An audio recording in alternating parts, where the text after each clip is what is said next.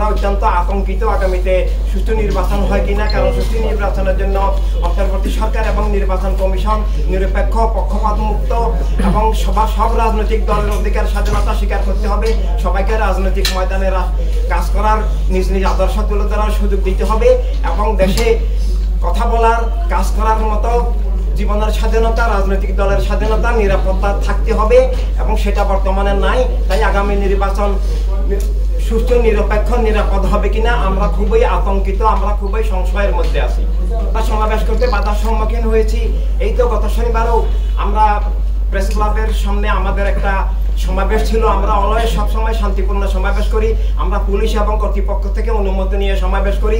আমাদের ইতিহাসে কখনো আইন বিরোধী বা সংঘাতময় কোনো কিছু নাই, কিন্তু এরপরেও আমাদেরকে অনুমতি দিয়েও সমাবেশের স্থলে আমরা উপস্থিত হওয়ার পরেও আমাদেরকে গ্রেপ্তারের হুমকি দিল, আমাদের সমাবেশ বন্ধ করে দিল, আমাদেরকে আমাদের নাগরিক অধিকার, আমাদের স্বাধীনতা হরণ করলো। এভাবে যদি আমরা আমাদের বিশ্বাস আদর্শ, আমাদের রাজনীতি তুলে ধরতে না পারি, তাহলে নিরপেক্ষ, স্বাধীন, নিরাপদ, সুষ্ঠু নির্বাচন অসম্ভব হবে।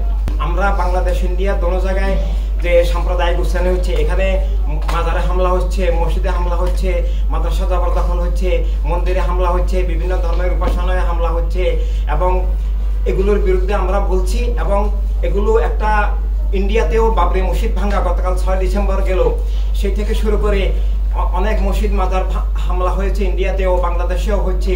সেখানেও সাম্প্রদায়িক উগ্রবাদী রাজনৈতিক দল আছে, বাংলাদেশেও সাম্প্রদায়িক উগ্রবাদী জঙ্গিবাদী দল আছে এবং এসব জঙ্গিবাদী উগ্রবাদী দলের ক্রিয়া প্রতিক্রিয়ার ফলে এই বিষয়গুলো ঘটছে। সেগুলো আমরা গতকালও আমরা আলোচনা করেছি এবং এর আগে থেকে আমরা কন্টিনিউ সেগুলো বলে যাচ্ছি। তো এভাবে আমরা চাই সব জায়গায় জঙ্গিবাদী সাম্প্রদায়িক রাজনীতির বিরুদ্ধে জনমত তৈরি হোক, মানুষ মানবতা রাজনীতির মাধ্যমে সবার অধিকার স্বীকার করুক।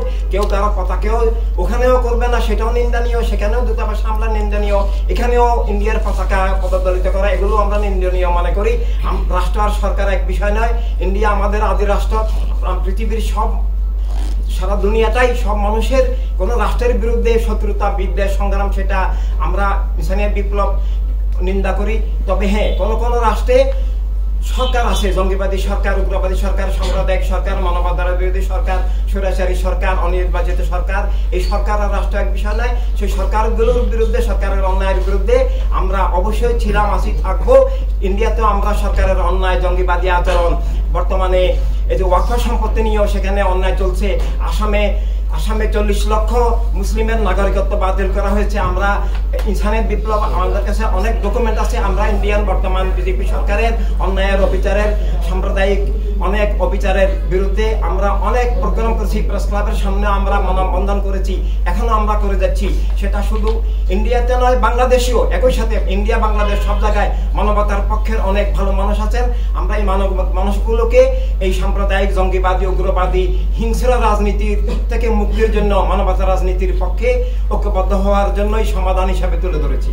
আমরা আসার পর সংবাদ সম্মেলন করে আমরা তাদের কাছে কিছু প্রস্তাব তুলে ধরেছিলাম, কিন্তু তারা বৈষম্য করেছেন।